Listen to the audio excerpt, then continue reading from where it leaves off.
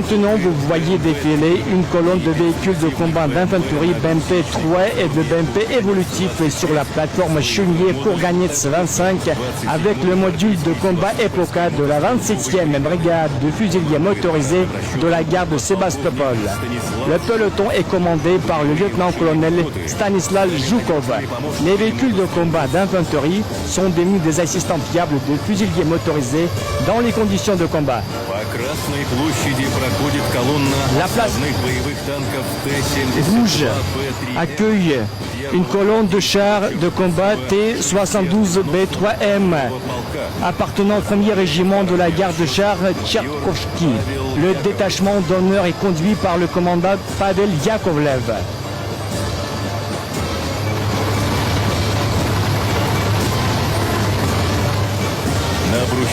Sur les pavés de la place rouge défile une colonne de chars à turbine à gaz T-85BM du 12e régiment de chars de la garde Chepetovski, mené par le commandant Alexandre Gabaraev.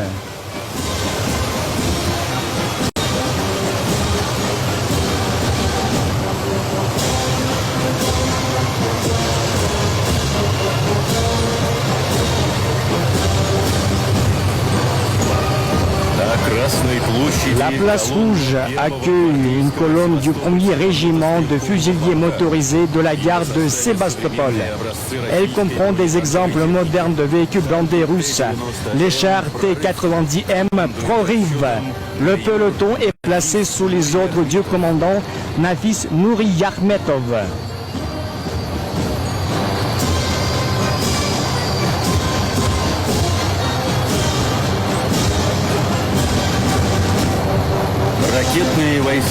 Les troupes de missiles et l'artillerie des forces armées de la Fédération de Russie sont représentées par une colonne de la 34e division d'artillerie de la gare de Perikop, composée d'obusiers automoteurs Msta-S de 152 mm de calibre.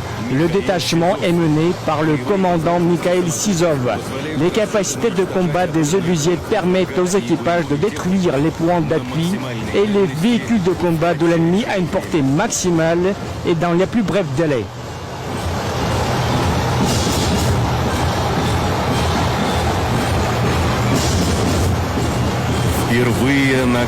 Pour la première fois, la place rouge accueille les plus nouveaux systèmes d'artillerie Jasanka et Malva de 152 mm sur châssis à roues, ainsi que des modèles modernes de lance-roquettes multiples, Tornado S et de lance-flammes lourds Tosochka TOS-2. Le détachement est commandé par le capitaine Sergei Kazakov. La puissance de feu des matériels présentés permet d'infliger un maximum de dégâts à l'adversaire.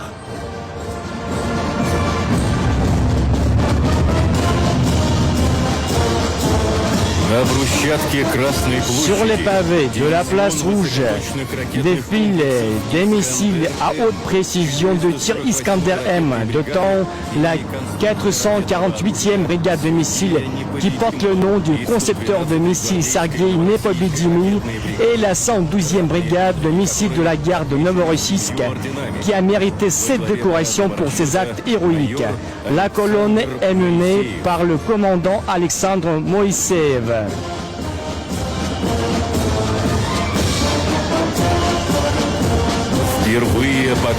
Pour la première fois, la place rouge accueille une colonne du 7e régiment autonome de troupes de drones, représentée par divers types de drones et de munitions de vagabondage, Orlan 10, Orlan 30, Lancet 51, Lancet 52, Harpie et Géranium.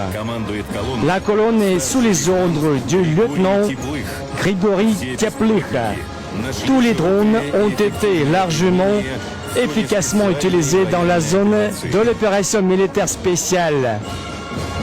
pour la reconnaissance aérienne, la correction des tirs et la destruction des véhicules blindés ennemis. Viennent ensuite les matériels des forces aérospatiales. Le peloton d'honneur inclut des systèmes d'armes antiaériens et antimissiles S-400 Triomphe, dotant le 484e régiment de la garde sous les ordres du commandant Alexei Krivorodko.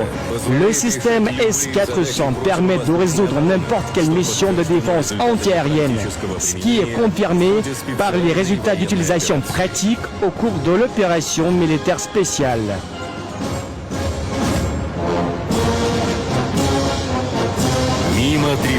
Devant les tribunes, différents matériels des troupes aéroportées. La colonne est composée des véhicules blindés BMD-4, BTR MD Mrakushka appartenant à la 106e division aéroportée de la garde basée à Toula. La colonne est menée par le commandant Sergei Ovchinnikov. La capacité de déposer conjointement du personnel et de véhicules de combat à n'importe quel point des opérations de combat permet aux troupes aéroportées de résoudre les missions les plus critiques du commandement.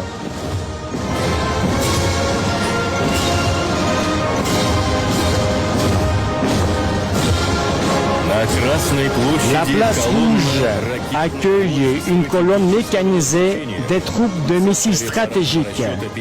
Elle est composée des rampes autonomes de lancement des missiles balistiques intercontinentaux YARS dotant la 54e division de la garde. Ils sont sous les ordres du lieutenant-colonel Vassili Menchenin. Le système de missiles YARS a la capacité de se déployer secrètement, contournant ainsi les systèmes de défense antimissiles existants et à venir. Les unités dotées de systèmes d'armes YARS sont le fleuron du groupement mobile des forces nucléaires russes.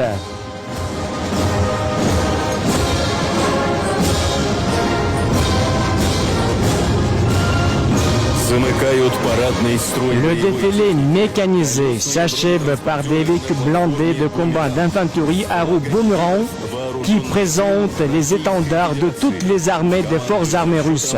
Le peloton est commandé par le lieutenant-colonel Dmitri Rapisov.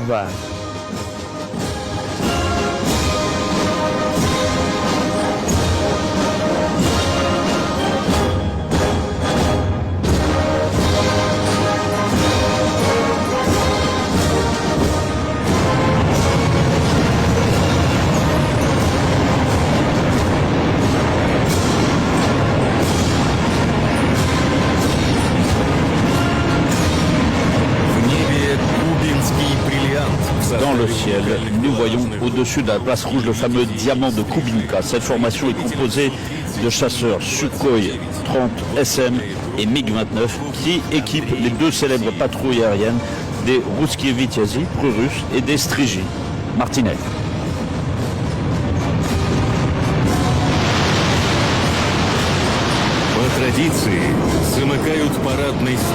Conformément à la tradition, le défilé des forces aérospatiales de la Fédération de Russie s'achève par le passage d'avions d'attaque au sol Sukhoi 25 SM qui dessinent dans le ciel les couleurs du drapeau national russe.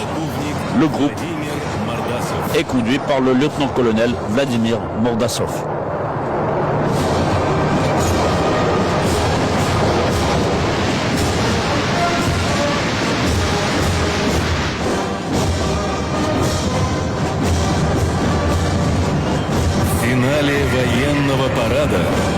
Le défilé s'achève par le chant « Le jour de la victoire » interprété par la musique militaire.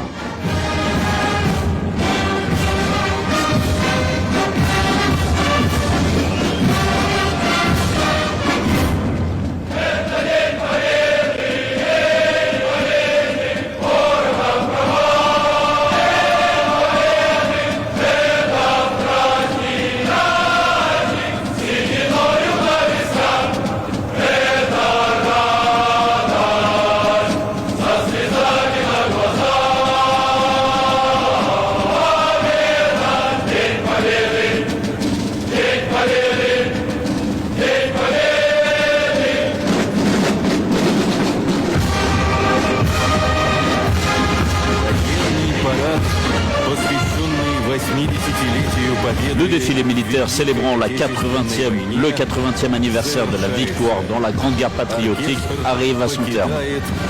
La musique militaire quitte la place rouge.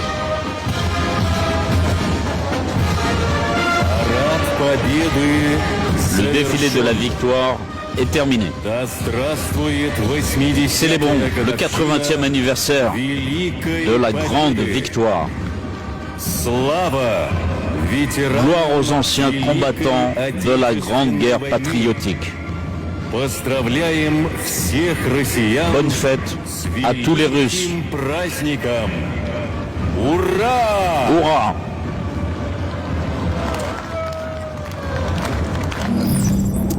De belles images, de très belles images. Voilà, retour sur ce plateau spécial RT en français For You Media Africa. C'était le défilé de la victoire en l'honneur du 80e anniversaire de la fin de la Seconde Guerre mondiale. Comment le monde entier s'en souviendra-t-il? Et Myriam Fadjou, d'ailleurs, Myriam, c'est la première fois qu'elle assiste en présentiel à ce défilé. Myriam, est-ce que tu nous entends? Oui, effectivement, Amine, très spectaculaire pour une première grande était ma surprise. Alors, ce sont 12 100 hommes qui ont donc défilé aujourd'hui sur la place rouge de Moscou, représentant donc les différentes branches des forces armées russes. Alors, effectivement, on a assisté également à la parade des engins militaires très impressionnants d'ailleurs. Et puis, le clou du spectacle était bien sûr la parade des missiles intercontinentaux de fabrication russe, les Yars, symbole bien sûr de puissance stratégique de la Russie. De puissance stratégique de la Russie. On a également pu suivre effectivement le discours du président russe Vladimir Poutine, discours durant lequel il a bien évidemment félicité les participants à ce défilé, ainsi que la mémoire des soldats, des vaillants soldats de la Grande Guerre patriotique. Alors tout le défilé s'est bien sûr déroulé dans une ambiance très solennelle, voilà, j'y arrive, marquée par des musiques militaires, et malgré les menaces du président illégitime ukrainien Volodymyr Zelensky, eh bien le défilé était un succès. Le défilé a bel et bien eu lieu. Il faut bien évidemment noter que ce défilé devient bien plus accessible chaque année aux étrangers. On a bien évidemment remarqué tôt ce matin la forte représentativité des médias occidentaux et ainsi que des médias étrangers en général venus donc participer à ce défilé. Enfin, il convient de noter que la Russie célèbre la victoire sur le nazisme allemand le 9 mai et pas le 8, un peu comme un peu partout en Europe, en raison d'un décalage horaire, quand en effet la ratification de la capitulation allemande, de l'allemand nazi, a donc eu lieu le 8 mai 1945 à Berlin à 23h01 alors qu'il était déjà 1h01 à Moscou. Alors et depuis lors on célèbre la victoire sur le nazisme allemand le 9 mai. Merci à vous, Myriam Fadjou, pour ces premières impressions juste après ce défilé militaire exceptionnel. Et après la victoire de 1945 dans la Grande Guerre patriotique, les défilés n'ont pas eu lieu. Chaque année, le pays a été ravagé par la